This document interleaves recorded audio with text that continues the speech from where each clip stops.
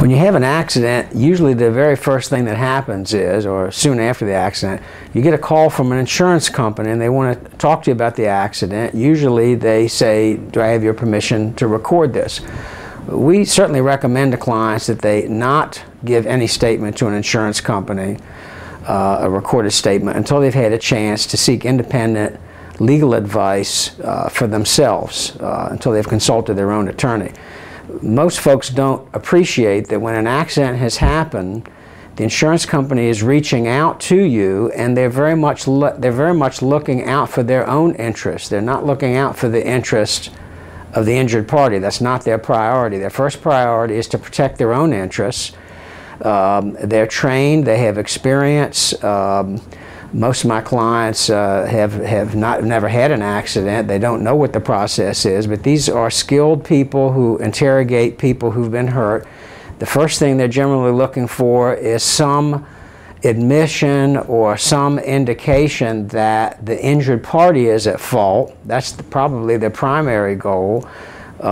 When they can establish that, they will many times use that as a legal excuse to slam the door in your face and explain to you why you don't have a claim. We have other experiences where clients have an accident, they haven't been able to call a lawyer, the call comes in. One of the questions is, how are you feeling? And the client might say, feeling okay. The client might simply be being polite or being conversational, but the insurance company really is treating that as though the person is rendering an expert medical opinion, because later on, if the person is injured, or if the injury expresses itself in a more forceful way, they will cite that to me later in the process as saying, how can the person be hurt when they told us on the phone that they were fine?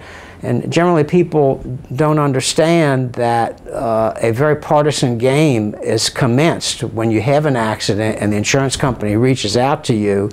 They really do not have the injured party's interests primarily in mind. They have their own interests. So folks should decline to give a statement like that until they've had a chance to talk to an attorney.